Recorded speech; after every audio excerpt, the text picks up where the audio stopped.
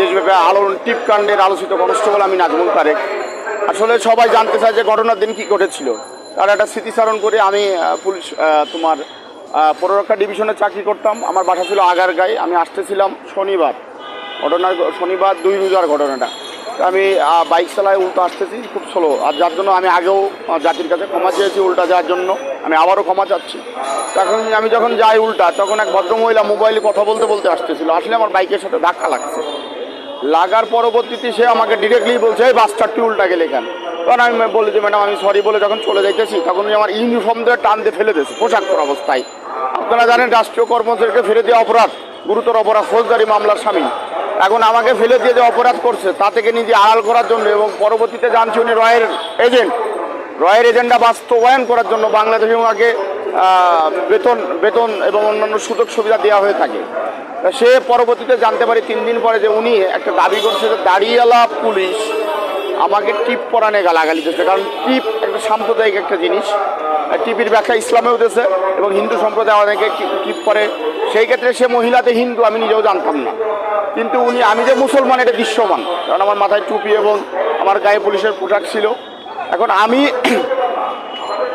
Lata Samaddar theatre and মিডিয়ার শিক্ষক তেজগাঁ কলেজের, উনি পরিকল্পিতভাবে আমাকে এই ব্লেমটা দিয়েছে যে আমি টিপ পরানে গালাগালি দিছি।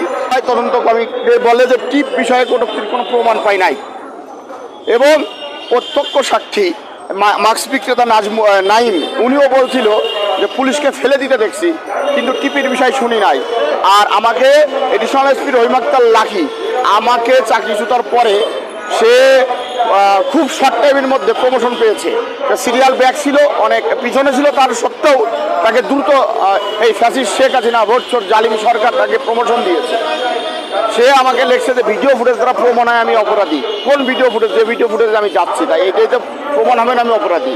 আর আজকে প্রেস ক্লাবে আসার উদ্দেশ্য একটাই, আমার চাকরি ফেরত দিতে হবে। সেই সাথে আলোচিত এসপি বাবুল আক্তার মৃত্যু হত্যা মামলা চিটাগাঙে, আমি বাবুল আক্তার স্যারের সাথে চাকরি করছি। স্যার খুব সৎ এবং চৌকস অফিসার।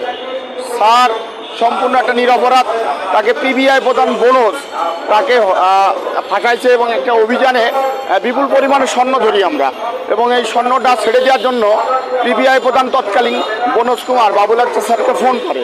এবং আপনারা ফোনের অডিও ক্লিপ সাংবাদিক ইলিয়াস সাহেব আর এক দেশপ্রেমিক, ওনার ইউটিউব চ্যানেল হয়তো বা দেখতে পারেন। তা ফোন দেওয়ার পরে স্যার রাজি না হয়, স্যারকে বলছিল দেখে নেব। আমার বিশ্বাস, এবং সে তো বাংলাদেশের পুলিশের চাকরি করলেও বাংলাদেশের জনগণের টাকায় বেতন নিলে সে সবসময় স্বার্থ রক্ষা করছে ইন্ডিয়া এবং রয়ের।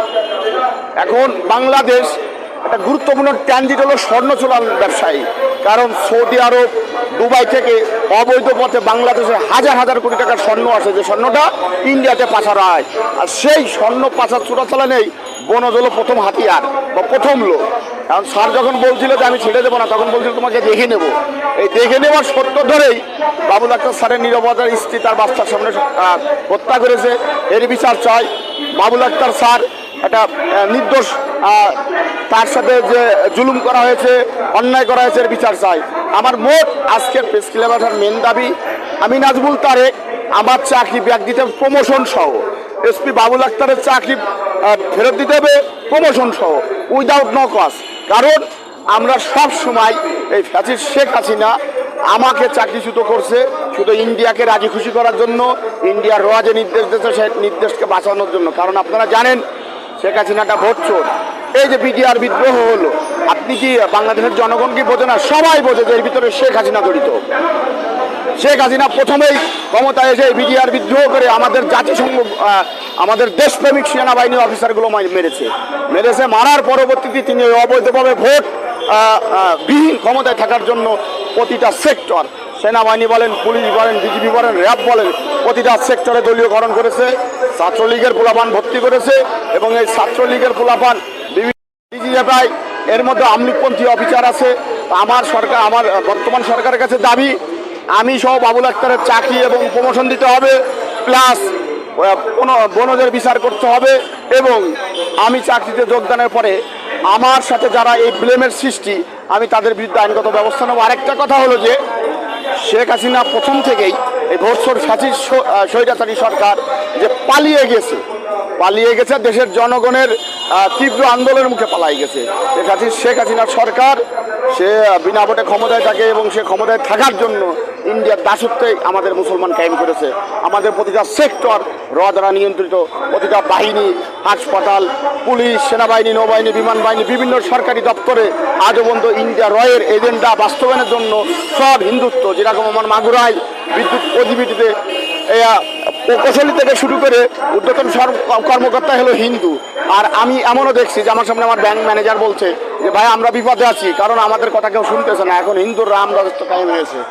দেশটা স্বাধীন করেছি শুধু বঙ্গবন্ধু একা করিনি, বা শেখ হাসিনা একা করিনি। যুদ্ধের সময় শেখ হাসিনা পালাই ছিল, বঙ্গবন্ধু নেতৃত্বে জেলে ছিল, সেও নিরাপদ ছিল, কিন্তু দেশের জনগণ যুদ্ধ করেছে। তাহলে সে কীভাবে দেশের জনগণের সাথে জুলুম করতেছে? শেখ হাসিনা সরকার অবৈধ সরকার, এবং এ মানুষ মারা যান নেশা।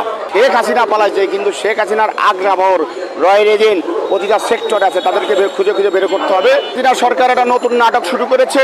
অবৈধ ফ্যাসিড ভোট সরকার যে দেশ থেকে পালাই গেছে, সে প্রতিনিয়ত 10টা বছর এক নাগারে বলেছে দাড়ি টুপি মানে জামাত শিবির, দাড়ি টুপি মানে জামাত শিবির। গত পরশু দিনকে আপনার রংপুরে যে ছেলেটা মারা গেল, তার বিজয়ী আক্তার জন্য আমি তোমার দোয়া করি এবং আল্লাহ তাকে জান্নাতবাসী করুক, এই কামনাই করি। সে ছেলেটারে যে গুলি করছে, মা বললো হানিফ বলতে সে জামাতের লোক। বর্তমান সময়ের পুলিশে যারা ভর্তি আছে তারা কেউ জামাত না, সব ছাত্রলীগের পোলাপান, আমলিগপন্থী ফ্যামিলি। কারণ পুলিশে দাঁড়ানোর সাথে সাথেই 10টা ভেরিফিকেশন হয় যে সে তার কোনো ফ্যামিলির মধ্যে কেউ বিএমপি আছে কিনা, জামাত আছে কিনা। এবং আমাদের আরেকটা কথা, আমাদের পুলিশের মধ্যে একটা বৈষম্য। প্লাস পুলিশের সিনিয়র অফিসার আমাদের কনস্টেবলকে গোলাম হিসেবে দেখে। এ থেকে বেরিয়ে আসতে হবে। সিনিয়র অফিসারের আমাদের ট্রেনিং সেন্টারে বলছিল যে মুখ বন্ধ, কথা বলা যাবে না। সিনিয়র অফিসেের বৈধ আদেশ, অবৈধ আদেশ দুইটাই তোমার জন্য বৈধ। আরে আমি যখন চাকরি করি, সে যতই সিনিয়র হোক, বিশেষ হোক, সে যদি অবৈধ আদেশ দেয় সেটা আমার জন্য অবৈধ, আর বৈধ বৈধ। আমি তার অবৈধ আদেশ কেন বৈধ করব? এটা আমি তীব্র নিন্দা জানাচ্ছি এবং অবিলম্বে আমি নাজমুল তারেকের চাকরি বৃদ্ধি পুনরায় যোগদানের ব্যবস্থা করতে হবে। বাবুল আক্তার স্যারের পুনরায় যোগদানের ব্যবস্থা করতে হবে, এই দাবি আমার।